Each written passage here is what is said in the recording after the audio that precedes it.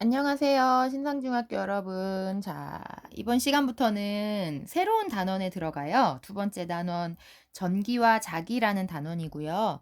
전기가 어떻게 생기는지, 그리고 어떤 회로에서의 흐름을 갖는지, 그리고 전기의 흐름에 의해서 생기는 자기적인 성질은 어떤 게 있는지, 이런 것들을 한번 배워볼 거예요. 자, 이번 시간은 첫 시간으로 전기가 어떻게 생기는지를 한번 알아보려고 해요. 자, 그래서 이번 시간에 마찰 전기라는 거랑 정전기 유도를 배워볼 건데요.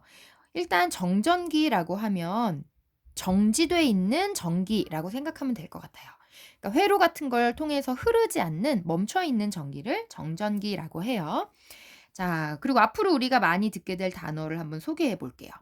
대전, 대전체, 전기력 요런 단어들에 대해서 이번 시간에 설명이 나올 텐데, 자, 먼저 단어부터. 자, 대전이라는 건 어떤 물체가 전기를 띠게 되는 현상을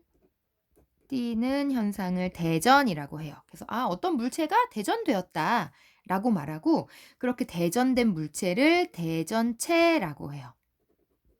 대전된 물체를 대전체라고 하고, 그럼 전기를 띠게 된 물체는 플러스 전기 아니면 마이너스 전기를 띠면서 그런 물체들 사이에 힘이 작용하거든요. 그걸 전기력이라고 해요.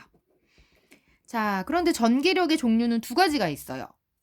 하나는 끌어당기는 인력, 그리고 하나는 밀어내는 청력이에요.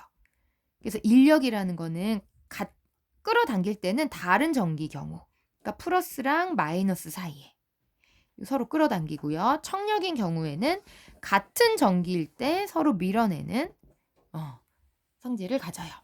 그래서 같은 플러스나 마이너스 대전체를 가까이 하면 서로 밀어내는 힘을 갖게 돼요. 자, 그러면 이제 본격적으로, 자, 물체가 전기를 띠게 되는 방법에는 어떤 경우가 있는지 한번 볼게요. 물체가 전기를 띠게 하려면, 자, 이번 시간에 두 가지 방법을 배울 거예요. 자, 하나는 아까 여기 두 가지 나왔죠? 첫 번째는 마찰시켰을 때, 서로 다른 물체를 마찰시켰을 때, 그리고 두 번째는 자, 정전기 유도를 시켰을 때. 자, 요 두 경우의 차이점은 뭐냐면, 물체를 마찰시킨다는 거는 두 물체를 닿아서 이렇게 비볐을 때 요런 상황을 나타내는 거고요.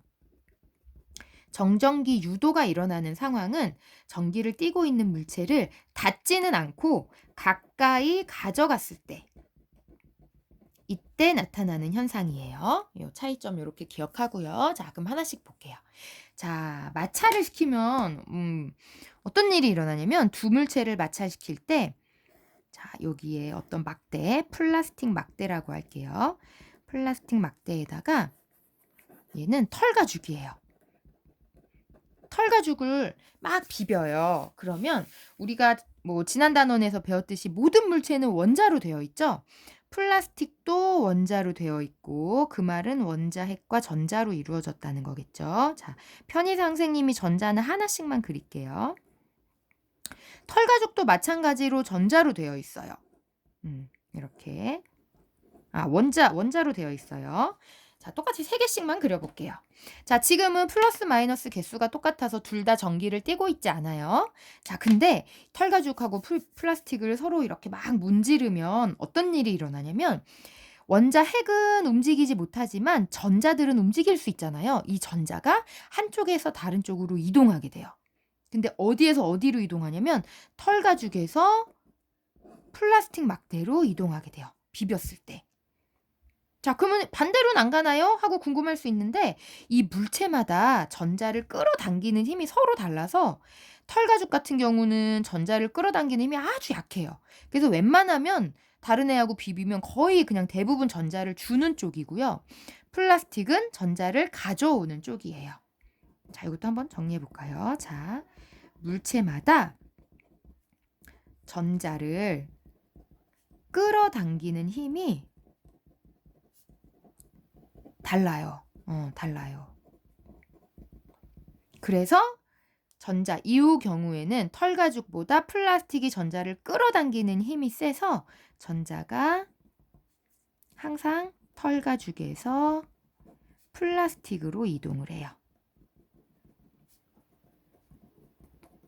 그럼 만약에 같은 물체를 비비면 어떻게 될까요? 털가죽이랑 털가죽을 마찰시킨다거나 플라스틱이랑 플라스틱을 마찰시키면, 그러면 전자를 끌어당기는 힘이 서로 같으니까 한쪽에서 한쪽으로 일방적으로 전자가 이동하지는 않겠죠. 자, 그러면 다시 이어서 전자가 그럼 털가죽에서 플라스틱 막대로 건너갔어요. 그러면 어떻게 될까요? 털가죽은 전자를 잃었으니까 전체적으로 플러스 전기를 띠게 되고, 그럼 플러스로 대전되고요. 그 다음 플라스틱 막대는 털가죽에서 전자가 건너왔으니까 마이너스가 더 많아졌겠죠. 그러면 얘는 마이너스로 대전이 되는 거예요.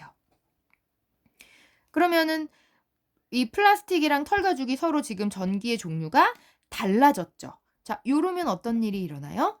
서로 다른 종류의 전기를 띠고 있을 땐 인력, 서로 당기는 인력이 작용하게 돼요. 그래서 우리가 머리카락에 고무풍선 같은 걸 비비면, 그리고 이렇게 띄어보면 머리카락이 막 풍선에 달라붙죠. 그게 마찰시키면서 서로 다른 전기를 띠게 돼서 머리카락과 풍선이 인력이 작용하게 되어서 그런 일이 일어나는 거예요. 자, 그럼 두 번째 상황을 한번 배워볼게요. 자, 정전기 유도. 정전기 유도는 보통 어떤 상황이냐면, 전기를 띠지 않는 아이가 있어요, 여기. 뭐 호일로, 호일을 막 이렇게 뭉쳐서 만든 공이에요. 얘를 매달았어요. 자, 호일로 만든 공을 매달았고, 여기에 전기를 띠고 있는 플라스틱 막대를, 요 상황이라고 보면 되겠죠. 털가죽의 문질은 플라스틱 막대를 가까이 가져가는 거예요. 그러면 이 호일 공에서 어떤 일이 일어나느냐. 자, 이 호일 공은 이 안에 원자핵과 전자가 있겠죠. 뭐 3개, 3개 이렇게 있다고 해봅시다.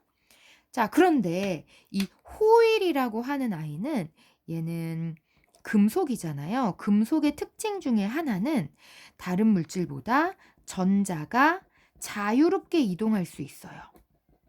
우리가 도체라고도 말하죠. 전기가 통하는 아이들, 그런 아이들은 전자가 묶여있지 않고 자유롭게 움직여서, 선생님이 한번 그림으로 나타내 볼게요. 자, 이런 상황이 되면 검은색으로 공을 크게 한번 그려볼게요. 공이 이렇게 있고 여기에 플라스틱 막대를 가져가면, 자, 이 안에 있는 원자핵은 그대로 그 자리에 원래 있던 자리에 있고요. 그 다음 원래는 전자가 골고루 퍼져 있었지만 마이너스 대전체가 오면서 이 전자들이 이 마이너스와 작용하는 청력 때문에 다 피해서 도망가요. 가장 멀리 가려고 하다 보면 전자들이 다 이 끄트머리로 오겠죠. 셋이니까 6개, 넷, 5, 6 이렇게 전자들이 이 마이너스 대전체를 피해서 이쪽으로 도망을 와요. 그러면 어떤 일이 일어나냐면, 이 호일 공이 전체적으로는 개수가 똑같지만 왼쪽과 오른쪽이 서로 다른 전기를 띠게 되는 거예요. 그래서 이쪽에는 전자가 더 많아져서 마이너스로 대전이 되고, 이쪽은 플러스가 더 많아서 플러스로 대전이 돼요. 그러면 전체적으로 봤을 때 이 플라스틱 막대랑 가까운 쪽이 플러스를 대전되면서 요 둘 사이엔 마이너스와 플러스가 잡아당기는 인력이 작용해요. 그래서 이 호일이 처음에는 전기를 띠고 있지 않았지만 마이너스 대전체를 쓱 가까이 가면 갑자기 얘가 딸려오기 시작해요. 딸려오지만 아직 대전체가 닿지는 않은 상황이에요. 정전기 유도라는 건. 자, 이렇게. 자, 하나의 물체, 서로 다른 물체를 비볐을 때 마찰 전기가 생기고요. 그 다음 전기로 대전되지 않은 물체, 금속 같은 물체에 대전체를 가까이 가져갔을 때 이 대전되지 않은 금속 물체가 대전체와 가까운 쪽, 먼 쪽이 서로 다른 전기가 생기는 현상을 정전기 유도라고 해요. 자, 그러면 만약에 여기에 플러스 물체를 가져가면 어떻게 될까요? 플러스 대전체를 가져가면 플러스를 가까이 하면 이 물체와 가까운 쪽으로 전자들이 이번에는 딸려오겠죠. 그러면서 이쪽이 마이너스로 대전이 되고 이쪽이 플러스로 대전이 되면서 그러면 여기서는 아까랑 마찬가지로 똑같이 인력이 작용하게 돼요. 그러니까 어떤 전기로 대전된 물체든 상관없이 알루미늄 호일 공에 가까이 가면 얘가 딸려오게 되는 거예요. 자, 이번 시간에 설명은 여기까지 하고요. 자세한 내용은 수업 시간에 배워볼게요.